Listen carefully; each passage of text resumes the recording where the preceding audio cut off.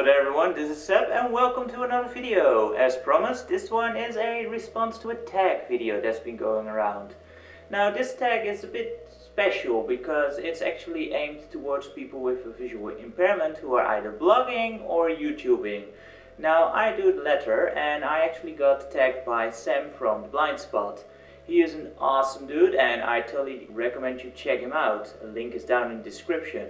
He does videos about visual impairment in general, but also some things you can do to make life easier with visual impairment, and also some really funny videos. He has a great sense of humor, so please do check out his channel and give him a like, and yeah, just support him a bit, because he does some awesome stuff, and he does not have that many views yet, unfortunately. Anyway, this tag involves 10 questions that I will be answering based on the visual impairment. And yeah, 10 is quite a lot, so let's dig right in. Please, take it away, Sir Talk a Lot. What medical condition caused you to be visually impaired or blind? Bilateral congenital cataracts. There, don't you just love how easily that just rolls off of the tongue? Anyway, what it means is that I got born with clouded lenses. In my case it was so severe that I was practically born blind. Well, more blind than most infants at least. I barely had any light perception even. And this apparently is fairly rare, especially to happen to both eyes at the same time and to be genetic, which in my case it is because my mother has it as well. The initial disorder and the treatment thereafter, which unfortunately came a bit too late for me for best results, also came with a bunch of complications, namely scar tissue on the corneas, glaucoma, photophobia, nystagmus, and this last one is actually kind of interesting. It is what makes my eyes move all uncontrollably. Luckily I do not notice all this wobbling, because if I would be seasick all day. So my brain kind of makes a stable image of it, which is not as detailed as what it actually gets, but you know, it's stable at least. What's actually causing this is, well, it's a result of being born blind and your brain not having the opportunity to properly get introduced to sight. Usually that takes a while, and you give the impulses are very slowly introduced, so sight is very slowly improved.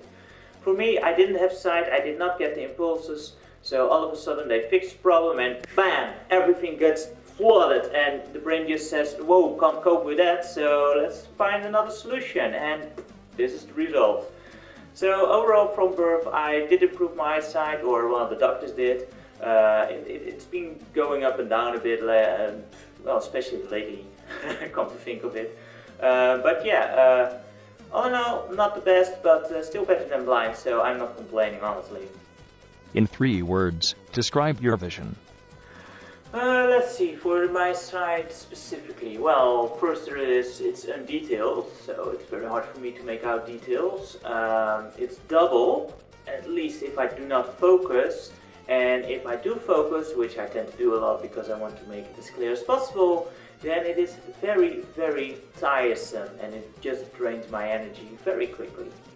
What is the hardest thing to do being blind or visually impaired? Okay, this may sound a bit silly, but for me personally it is looking someone in the eyes.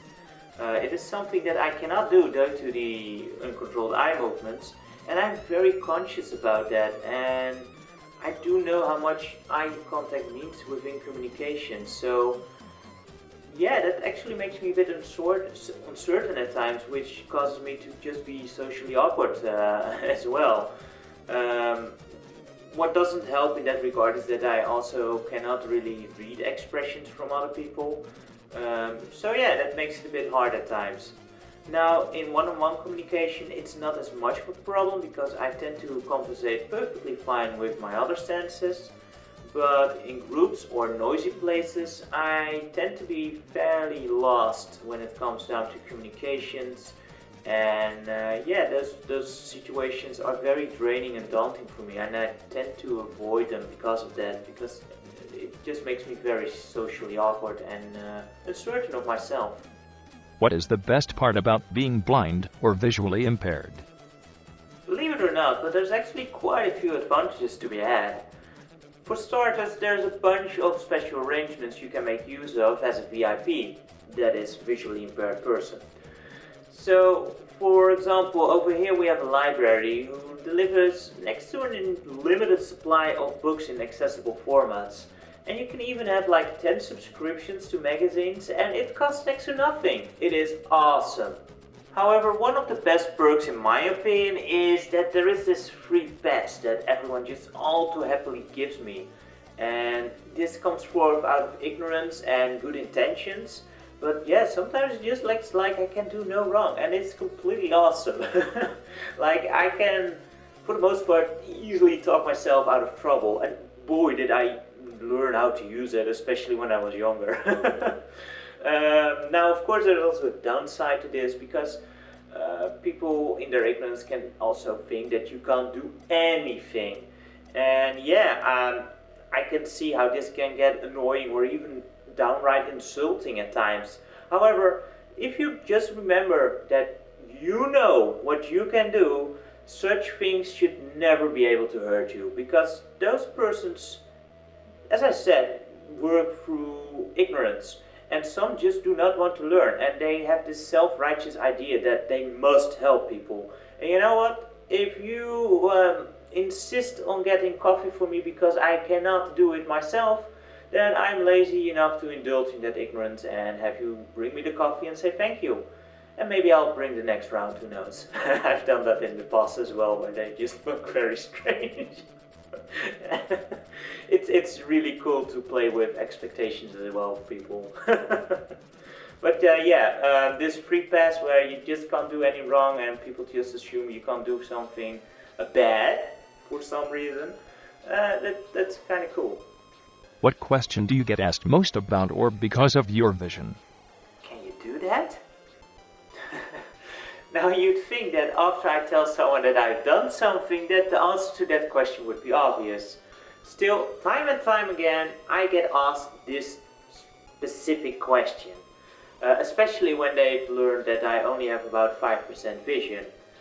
Now, it kind of has to do with that I have a rather diverse skill set in different areas, and some can be considered atypical for people with visual impairment.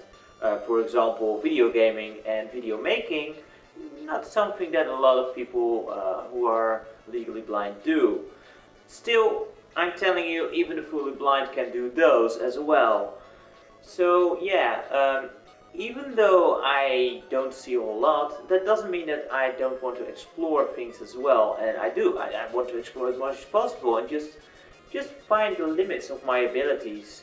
And yeah, this is confusing some people. It is not fitting within the stereotype they have, and it fits right into the ignorance bit I already talked about again. And yeah, as I said, I like to toy a bit with the expectations of people as well. So whenever I do stuff and people go, can you do that? And yeah, sure, why not? Or perhaps, nope, but at least I tried. Do you have a cane, a guide dog, or neither? Well, I do have this cane here. This here is not used for navigation. It is used as a visual aid for other people to let them know that I am visually impaired and I'm gonna plow through and you better watch out, especially if you are with a car and you dare touch me, then you will be in big doo-doo. This can be especially handy, well, as I said, whilst crossing the road, so every car stops in a panic, afraid to touch you, or in crowded places that people will actually move out of the way so you have a clear road. Now, personally, I never use this because, no, it's extra weight. Also, well, one look at my eyes and that usually tells people enough, so I don't need it as much as a visual aid for people to let them know that I am visually impaired. And I tend to see enough to avoid cars myself, so, you know, I barely ever walk into something or someone or whatever. So I don't tend to use it. When I get most use out of this, and this is going to sound a bit bad, but On the sports club, we have this yearly thing where we collect money for the handicapped sports in the Netherlands, and we have this friendly competition in the club to see who brings in the most. And ever since I brought this one along, my earnings went up quite a bit, so it helps in that regard. If I really want to compete though, then I will need to find a harness for Chippy. Because no, Chip is not a guide dog. I used to joke that he is more of a unguided projectile, but he did slow down in the last couple of years a bit, so you know, that doesn't fully hold true anymore. I did train him myself, and he does like to help out a lot, especially his own belly when there's treats in it for him. But no, in general he's a free puppy. I do qualify for getting a guide dog, however I do not want one. I'd rather they go to people who really need them. Plus, you know, even though it would make navigating the streets a bit less energy intensive for me, I just feel like it wouldn't be a good fit. I still get where I want to go perfectly fine at the moment. Plus, I probably am too stubborn to get properly guided anyway. What one piece of advice would you give to someone who is losing, going to lose, or has lost their vision? Okay, I'm going to be a bit controversial here. Oftentimes you hear people give advice on how it's not the end of the world and how there's still so many beautiful things possible. And whilst this is very true, I'm here to tell you to first and foremost properly look at what you have actually lost. Do not make the mistake of ignoring your feelings and just going on as if nothing has happened and belittle this big change. It will come back to haunt you and it will hurt, believe me.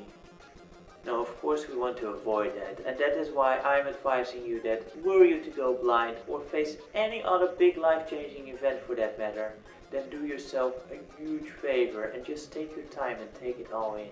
Fully explore what this change means for you. Feel what you're feeling and just find an outlet for these emotions. It is perfectly fine to feel sad, scared, angry, frustrated, lost, or just defeated, or something completely different. It is okay. It is perfectly normal in such a situation, and you need to just let those emotions out and go through them. And this helps perfectly fine when there is someone you trust you can talk to. If you do not have someone in your immediate area, then maybe find someone who goes through something similar or has been through something similar. Or even go for some professional help. There is no shame in that and you're only helping yourself. And if you're willing to help someone in such a situation, then really be there for them and just talk to them and help them explore this new situation. Actively ask questions and even challenge them a bit, especially when you see they're putting up the tough act.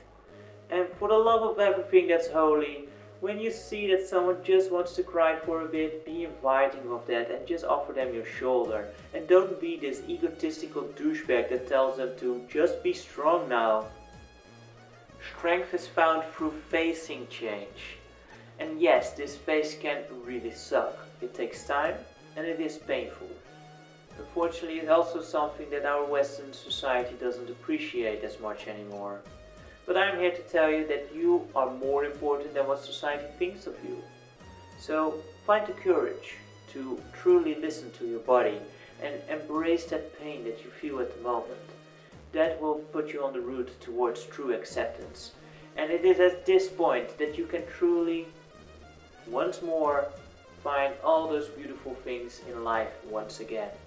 And I will promise you that you will even experience new experiences that you would have never had it not been for this big life devastating event.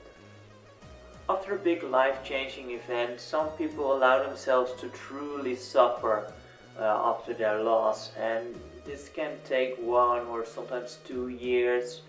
And what you see happen is that afterwards they will build up a new life in which they are stronger than ever and they have this fulfilling life and a very positive outlook on life, whilst on the other side you have people who desperately try to hang on to the past and they will try their hardest to try and do the things the way they've always done, and these people unfortunately tend to slip away into misery. And I have occasionally seen both sides, and one side is truly inspiring to see someone really climb out of these deep dips, whilst the other is just one of the scariest and saddest thing you can see happen to a person. So my advice to anyone who faces something like this is grant yourself the gift of pain and just go through it, and this will path your way towards acceptance the most fastest way, and that will bring you back to happiness and maybe even happier than before. Strangely enough, in a lot of cases like this, it does happen that way. When they go through acceptance, they come out of it stronger than ever. It's very surprising how adjustable the human body is in that way. And in the meantime, just remember, don't play with fireworks, do not look directly into the sun. This club, I would like to inform you, is not actively looking for new members, so, don't try to join us. What one piece of advice would you give to a sighted person about interacting with a person who is blind or visually impaired? One very important thing to keep in mind when dealing with people with visual impairment, I think, is to don't fall into the trap of thinking black and white. What I mean with that is that there is an enormous difference in how people actually see. It's not just blind and see. There is a huge gap in between there that is very, very different in a lot of ways. And even when you are dealing with the same disease, there is a ton of different ways that people actually handle that. So if you are curious about something or you want to help and you're not sure how, just ask. And most people with visual impairment are just fine talking about it, and they will happily tell you more about their condition and to the best of their knowledge explain what they actually see and tell you more about the tools they use to make life more accessible, and if they actually need help, and if so, then how you can best help them. And believe me, a genuinely interested question will be a nice breath of fresh air for these guys who will usually have to do with assumptions all day, basically. So yeah, just ask. And another big tip is to just talk normally when dealing with people who have a visual impairment. Now, I see this less and less, but sometimes it still shows up when someone is talking to someone who's blind, and I don't know, it just makes little sense. But two things I notice sometimes. First is people have this tendency to talk very loud and slowly so you can understand them better, because you're clearly also deaf as well as blind. It is quite insulting because if the blind are good at something, it is at listening, so you don't have to make it extra clear. Another thing is that people tend to get overconscious and actually apologetic for using visual terms, like for example verbs like looking, seeing and viewing. And if you will listen to some blind people talk, you will quickly hear that, well, first of all, they usually have very clear voices, and because they are so focused on audio, and on a normal volume. For the most part, there are some blind people who do scream a lot, and that basically is a coping system, but that's for another topic. But yeah, they usually talk on a normal level, and you will hear quite often that they use these visual terms, because that is just normal standard language pattern. Also, when you're blind, you can still be very, very much visually focused. Those two don't have to be tied, and you can be visually focused and still blind. It is possible. So, it happens, and there is no problem when you're using those terms. They won't feel bad about it, believe me. They will start feeling bad about it when you are frantically trying to avoid these words just to make it sound good for them. It will make you sound very unnatural. I actually had a friend who was fully blind. He had two fake eyes. And he always was joking around, like he would put them backwards and just mess with people like he was very drunk and stuff. But another joke he would pull was just excessively using visual terms and sayings that use those just to make people around him uncomfortable, and it was quite funny to see those reactions. You know, you've got this IT tech guy, and oh yeah, I've got my eye on that. I've quite a sight for those things, and it got people really uncomfortable. And I'm telling you, don't fall for those jokes. If one of those blind guys pulls that on you, just tell him, oh, I've got my eye on you, buddy. And that will actually get you some respect, believe me. Why did you start YouTube/blogging? So interestingly enough, my reason was actually related to my vision, so it fits perfectly into this video, doesn't it? I do believe I had gone over this before in a video, but why not go over it again, huh? It all started back in 2007. I had a cornea graft in my right eye. It was in there just shy of two years only, and it started to get rejected, and it kind of sucked. Now initially it wasn't a big problem because it just meant that the vision in my eye got all foggy, and it was no big deal because I primarily used my left eye anyway.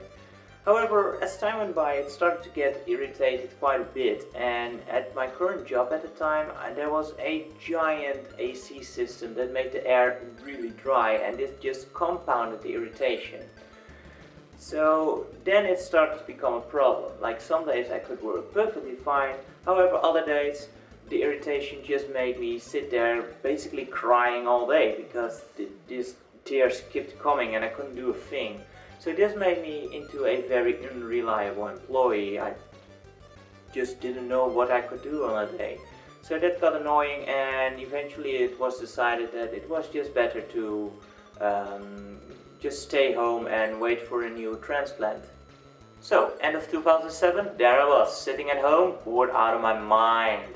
I had no clue what to do, and even though I had some days that I could work perfectly fine, especially at home because there's no air conditioning there, I just didn't know what to do. Was bored and annoyed and, you know, a bit grumpy. And it was at the start of 2008 where I figured, you know what, maybe video making is fun to do. And I set out the goal to improve my English through video making, you know, find something to do in a fun way to actually develop a skill. And yeah, I came to discover that I enjoyed it very much, so very glad I did that, and that came up. Now initially, well, first of all I had to choose my topic, which, well, as we all know, ended up being video games. It could be a very different topic, but you know, it ended up being video games, and particularly CDI. And I first actually uploaded to a different website, and it was not until July of 2008 that I actually joined the YouTube family. The new corneal graft ended up being too late for my job, and it failed anyway. So for a while YouTube was actually all that I had to really work on. Now I did start to pick up new studies and sports and actually some odd jobs again, to the point where we are today. And of course there were also some complications and bumps when it comes to the vision, especially when it comes to the retinas, but you know, that just keeps things interesting, I suppose. The last cornea transplant attempt was done in 2015 in January, and that one is holding up quite nicely so far. It's very clear and it's awesome, so that's just great. So what it all means is that I did lose my job, but I've also found a new passion. Through YouTube I've learned so much. I've improved my English quite a bit, and more importantly, I've found this amazing community on here with so many awesome people, and I truly enjoy that. So yeah, I dare say there is quite a bit to be thankful for here, and I don't regret a thing. Name 3 people to do this tag next. Okay, well, this is actually kind of hard because this topic is so specific. Of course, you can only target specific channels, and honestly, I don't know that many that are out there, but I do know some of which already got tagged, even did some videos. So, you know, I'm gonna try my best here. But before I name some specific channels here, if you feel like you can answer these questions as well, and you have some kind of eye condition, then by all means please respond to this video as well, or even just share your story in the comments down below. It will be interesting to hear about your tales as well. Anyway, first up, I would like to add a tag to Tommy Edison. I know he has been tagged before, I know he hasn't done a video about this. I always very much enjoy his attitude, and he's just such a jolly person to hear talk, so I would just love to hear his take on this as well, and hopefully he can make that happen. Another person I would like to tag is the Blind Gamer chick. I'm not specifically sure if you're still out to make videos, but if you do, please, it would be interesting to hear your take on this as well. There's another person I knew who made videos, which was possibly Dan. He seems to have deleted all his videos, so I don't think he's still into the habit of making videos. But if you want to come out of retirement, man, then that would be awesome if you would make a video and just share your tale with the community. Anyway guys, those are the 3 I would like to tag for now. I don't really know of anyone else, honestly, out on the top of my head, so I'm very limited in general in that regard. If you have any suggestions of other blind persons on YouTube that are interesting to follow, or specifically blind gamers, that'd be awesome. Do leave some suggestions down below. But yeah, I hope you've enjoyed this video, and yeah, if you have any questions, as I said, don't hesitate to ask. Thank you very much for watching, and until next time, take care, bye bye for now.